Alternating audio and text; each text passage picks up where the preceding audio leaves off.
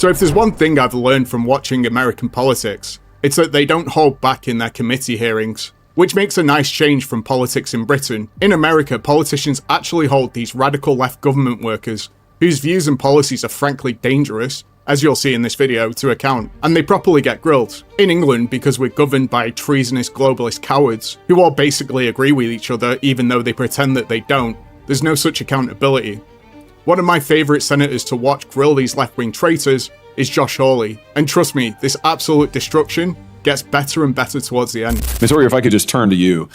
You were President Biden's pardon attorney, is that correct? I was the Justice Department's pardon attorney. You made clemency recommendations to the White House whether or not to pardon inmates, is that correct? My job was to make clemency recommendations. And in that capacity, you recommended that the President of the United States, Joe Biden, grant clemency to all 40 federal death row inmates, all of them, clear them out, correct? Sir, as I told Chairman Grassley, I'm not free to discuss the recommendations. Well, that's what your memo says. I mean, we have your memo. Your memo of November 4th, 2024 says, and I quote, disparity and undue severity of sentence, which are present in many, if not all of these cases, have been recognized as grounds for clemency. And you went on to recommend in that memo and a series of other memos that are now recorded and public record that the President of the United States grant clemency to murderers, rapists, and the most horrible offenders, all of them, clear death row completely out. I'm amazed you've been called here today. I'm absolutely amazed by it. But let's just talk about the people who you recommended. You talk about honoring victims. The people who you recommended get clemency and live at the expense and sufferance of taxpayers for the rest of their lives. In England, we have these exact same woke judges who let out violent people early or refuse to deport foreign criminals. Like, look at this recent case. This Pakistani man assaulted 30 children and got 14 years in prison. 14 years, that's it. Now he's wandering free around England, and they're saying that we can't deport him because of our own laws. This man was not even born in England, and we still can't deport him. Where's the accountability for that judge's decision?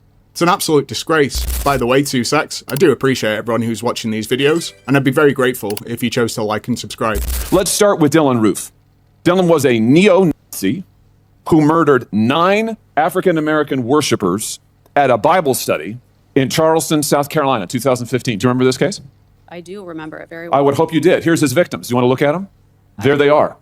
9 of them at a Bible study in a church, killed in cold blood.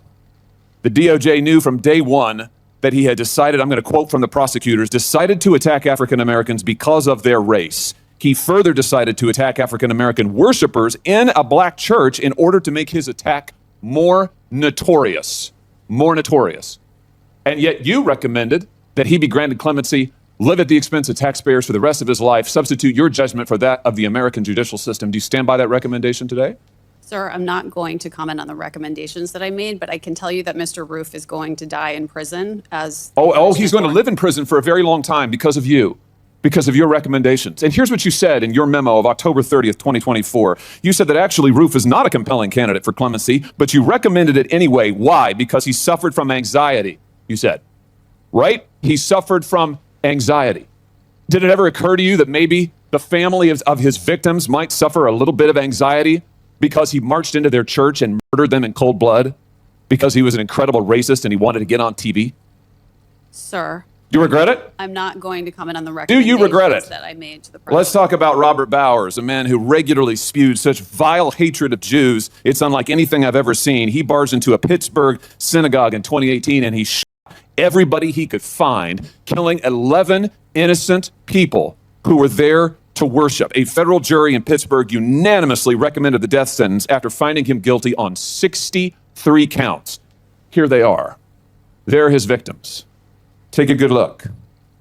You recommended clemency for this person who went in and killed these people just because they're Jews.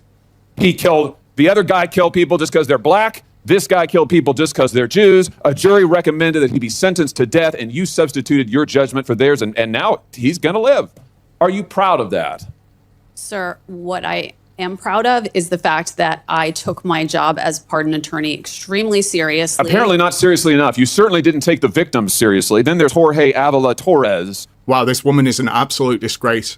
It's women like this that will be the downfall of the West. This woke empathy should be nowhere near government. Like I said before, these people are dangerous lunatics. I mean, granting clemency to serial killers like Dylann Roof, who is on camera killing those 9 people. And then he also confessed once he was arrested, so there's absolutely no doubt he's guilty. People like that should be hanged the day after trial, not sat on death row for 30 years wasting taxpayer money. It's outrageous. Then there's Jorge Avila Torres, who wasn't just a murderer, he was a serial killer and a rapist. Sir, Here is who he assaulted and killed. He sexually assaulted and killed Laura Hobbs and Crystal Tobias in a Chicago suburb in 2005. And then 4 years after that, he committed another murder, a fellow service member, Navy Petty Officer Amanda Snell, in 2009 while she was in her barracks. That's what he did. And you recommended clemency for this individual, and now he'll live his life at the expense of taxpayers because you substituted your judgment for that of the American judicial system, jury, judges, the whole lot, and yet you're here to tell us that you're somehow a victim? I don't think so, Ms. Oyer. I think your judgment is astoundingly terrible. I'm amazed that this side of the aisle has called you, and I just asked my friends on this side of the aisle, do you agree with this? Is this what you want? Do you want these people to be pardoned and live at the expense of taxpayers for their whole lives? Do you want to excuse the murders of African-American churchgoers? Do you want to excuse the murders of Jews in their synagogues? Because that's what she did, and now she's online hawking products to try to make money off of it. I see you've got your own website where you put your face on baseball caps and mugs, thelawyeroyer.com. You're trying to make money on this? Okay, yeah, well, at least that's one thing they don't do in Britain. Absolutely disgusting. Selling merch. I mean, who on earth is buying this woman's clothing? Sir, This is unbelievable, Ms. Oyer, and yet you say you're a victim? These are the victims, and you helped victimize them. And what you're doing is wrong. I hope every member on this side of the aisle will repudiate what you have done and what you stand for. Thank you, Mr. Chairman. Sir, I assume that your questions directed at me were rhetorical and that you're giving. They're not a speech. rhetorical at all. I asked you to respond, and you said you wouldn't. So what I did is I read to you what you have said. I quoted verbatim, and I'm happy to keep doing it. In fact, I'd ask now, Mr. Chairman, that this report, Restoring and Strengthening the Federal Death Penalty Report, be entered into the record. It contains information regarding Ms. Oyer, her recommendations, and the track record of all of it. The written records are here. I asked to be entered in the record. The process that I presided over was one that was beyond reproach. What's happening now with clemency is an absolute disgrace. And I'm sorry that I can't answer the questions about the specific recommendations in this public setting, but I would be glad to meet with any members of this committee who have concerns privately to discuss to the extent I can what your Privately, concerns why don't you are. meet with the victims' families? Here's the disgrace. Senator White House. Okay, so Trump pardoning Biden-era political prisoners like the January 6ers is a disgrace. But getting serial killers off death row is not a disgrace. These people make you sick, honestly. Like I said before, they should have their licenses revoked and should be banned from being anywhere near a court of law and government. Anyway, thanks for watching.